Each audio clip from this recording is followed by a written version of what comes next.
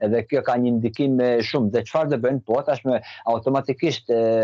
lirimi nga detyra ose heqja nga detyra me vendim e ministrit të Brendshëm dhe kryetarit të bashkisë do të ulen. Normalisht politika është arti i të pamundurës, edhe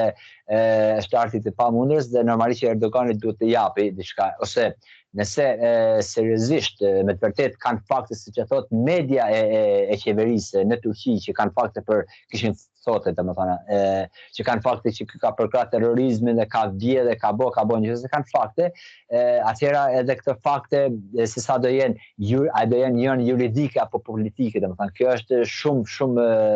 një problem dhe Erdogani ditë bëj diplomaci dhe politika lidhja politikës me drejtsinë në Turqi në fakt Dilber nuk është hera e parë që ndodh kjo. Po kaq e madhe është hera e parë, por në shumë vende domethënë kemi pas vendime të gjyqësorit turk, saqë edhe shefi i shtabit përgjithshëm është marrur në burg me vite, kemi Ergenekonin, e kemi shumë vendime që në të gjitha këto Erdogani ka kthyer. Domethënë din, po ashtu kemi edhe raste që zoti Erdogan ka thënë që sa t'jam unë gjallë këtë nuk do ja jap kurrë për së gjallë juve, domethënë në emër të drejtësisë ka folur për një prift amerikan dhe pas një letre të presidentit Trump para 6 viteve, 7 viteve, ai u detyrua ta dërgoj direkt për 24 orë ta dërgoj në Amerikë prift, domethënë nëse është atëherë drejtësia që vendimin e jep ka drejtësia ti si president, pse po sa kemi unë shpirt nuk e jap. Domethënë kemi kështu sepse drejta në Turqi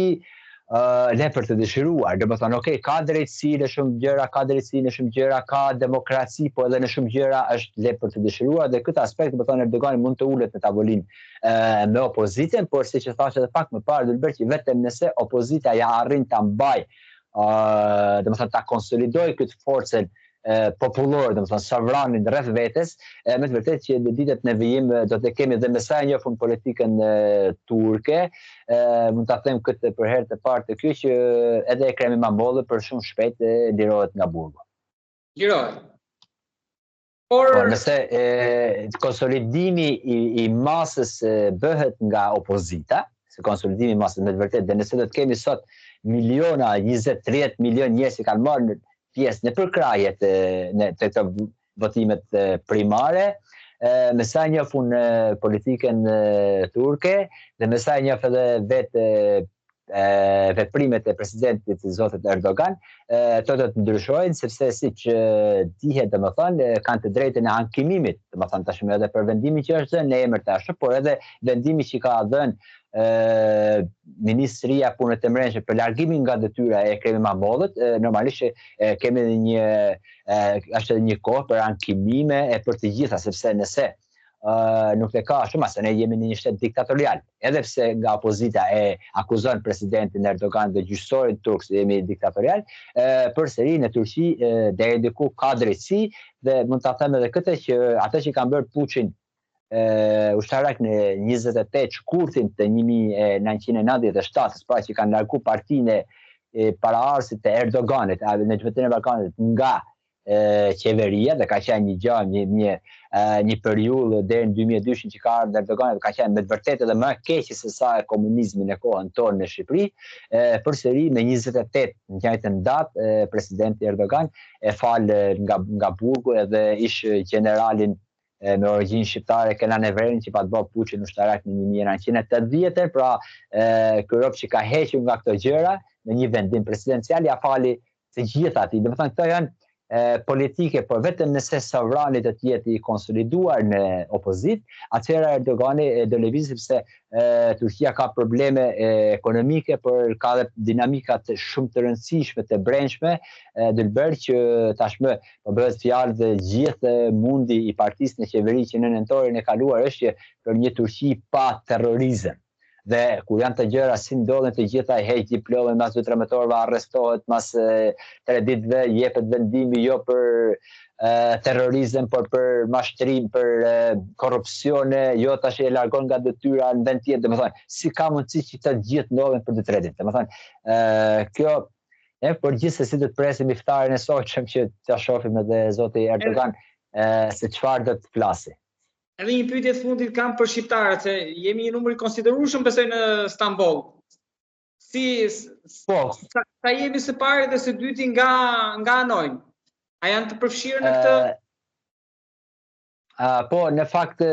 shqiptarët, sidomos zgjedhjet e fundit, me sa nuk mund të themi, domethënë nuk mund të flas në emër të shqiptarëve, normalisht të Turqisë, por me sa shoh unë nga përvoja ime, nga organizimi I shqiptarëve në Turqi me NGO, nga vetë qoftë edhe në jeta sociale, domethënë që kam në Turqi. Po, shqiptarët e kanë lënë matan, domethënë Erdoganin, normalisht e kanë lënë matan Erdoganin dhe kjo vërtetuar në fakt edhe në zgjedhjet lokale të vitit të kaluar, që me 31 mars bëhet një vit, por normalisht shqiptarët, por edhe gjithë populli turk, por edhe opozita bën thirrje që mos e kemi dhunë domethënë në këtë. Okej, edhe pse siç e thash, domethënë është ndaluar të kemi Erdoganit, janë me Imamoglu. Jo, nuk mund të themi për të gjithë, domethënë normalisht, por shumica e shqiptarëve të Turqisë kanë qenë me Erdoganin deri të 4-5 vitet e fundit dhe në zgjedhjet e kaluara pa të ndryshuar pak, kurse në zgjedhjet lokale që janë bërë zgjedhjet e fundit që kemi pas me 31 mars 24-shin, duket që kanë dalur kërhapur dhe se shohim median sociale domethënë të atyre, edhe pse ashtu por nuk është se janë mos mirënjohës në Erdoganin që çfarë ka bërë për Shqipërinë apo për Kosovën apo për Maqedoninë, nuk është mos mirënjohje, por një pakënaqësi,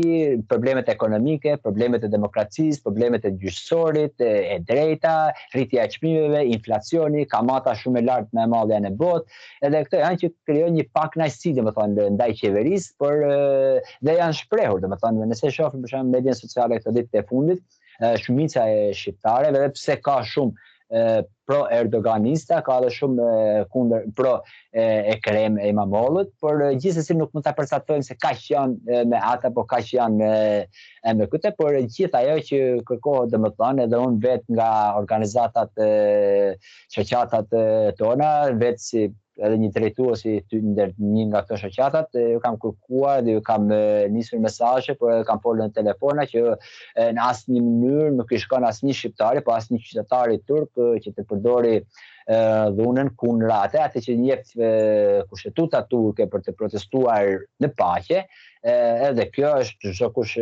është I lidhur, çdo kush ka mendimin e vet dhe veprimin e vet, por gjithsesi jo kundra dhunës, sepse kemi edhe shqiptarë si puna ime, kemi këtu domethënë jo vetëm nga Shqipëria, por nga Kosova, Maqedonia, Presheva, Balizi, nga Bosnia, kemi shqiptarë si puna ime, edhe pse numri është I pak, nuk është numri, nuk po ta nxjerrim një deputet në Tiranë me kaq, por gjithsesi jemi të kujdesshëm sepse kaosi nuk duhet kurkun, por edhe nëse ka pa drejtësi, atëherë dikush duhet ta ngresë zërin, sepse po se ngret zërin sot, nesër të vjen rradh aty thuhet ajo fjala e urtë popullore. Lutem dhe diçka, Erdogani ka dy betejë, brenda dhe jashtë. Në fund, në gjykimin tuaj, si njohës I mirë I zhvillimit jo vetëm Turqi, por edhe të gjeopolitikës, I fiton të dyja, njërin apo asnjërin? Nuk e kuptova edhe e pyetjen nga fillimi të lutem. Erdogani tani po luan si brenda, ka betejën brenda, por edhe jashtë, politikën e jashtme. Në fund, tani e kuptova. I fitoi të dyja, njërin apo asnjërin? Po. Nëse shohim këto 12 vitet e fundit që Turqia ka pas trazira shumë të mëdha, qoftë të brendshme, qoftë të jashtme, Erdogani ka arritur të dalë fitimtar në të gjitha. Sepse siç e thash pak më parë, domethënë ka pas sovranin mbrapa dhe sovrani turk ka qenë me të vërtetë serioz mbi 50, 60, 70% dhe nëse I kthehemi për shembull në 2016-15 korrik, ku një ndër ato jam edhe unë, kemi qenë dërzhuar domethënë për me muaj të tërë kundra puçit, kundra diktaturës që mund të vendosë në Turqi, edhe kështu ka qenë edhe populli edhe I marrë edhe I djathtë, në fakt pa pas krahasim, por jo se kanë dalë 6 milion në rrugë normalisht, por edhe kjo është dhe aty ka qenë forca Erdoganit, domethënë tek sovrani I tij, por tash me sa duket, Erdogani po e provon edhe këtë, a do të jetë sovrani me te apo kundra tina. Edhe me sa duket tash, nëse siç e thash pak më parë, nëse opozita arrin ta konsolidojë këtë forcë sovranën rreth saj, unë jam I sigurt që Erdogani, sepse Erdogani është një politikan shumë I zotit, ditë negocioj. E para për të mbrëmshmen, ende nuk kemi, por unë vetë si sokole logjikoj që vetë mos lënia në burg e Ekrem Imamoglut për shkak të terrorizmit, kjo tregon që ka një zbutje këtu, por do të thënë edhe kjo që prokurori I çështjes në fakt, I kësaj çështje, e ka ankimua vendimin e trupit gjykues dhe ka thënë që Ekrem İmamoğlu duhet të arrestohet me patjetër për terrorizëm. Do të thënë kjo është ndoshta për të ftohtë gjakra, ta kuptoj se çudia e madhe zgjat vetëm 3 ditë. Edhe kjo mund të, domethënë na duhet kohë që ta shohim, kurse nga ana rajonale apo globale, në fakt Erdogani ka pas suksese shumë të mëdha, të paktën shumë pronësuar në Turqi, por edhe në shumë vende të tjera, suksese të tjera në Siri, në luftën Ukrainë Rusi, edhe pse kohët e fundit ndoshta nuk është ashtu, por gjithsesi Turqia ka pas një sukses dhe kjo është suksesi automatikisht të presidentit Erdogan. Tash a do të ketë ndikim problemet e mrenshme me përjashta, unë mendoj vetë si Sokol, sepse më pyetet domethënë çfarë mendon si Sokol. Unë them që politikë përsi Turqi me në krye Erdoganin, por edhe opozita me në krye Özgür Özelin,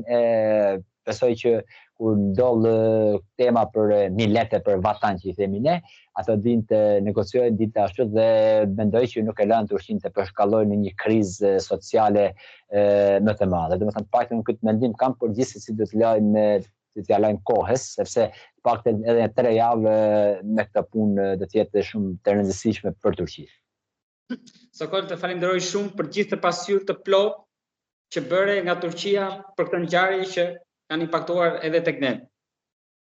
Faleminderit edhe për mua ishte kënaqësi. Ju uroj një ditë të mbarë.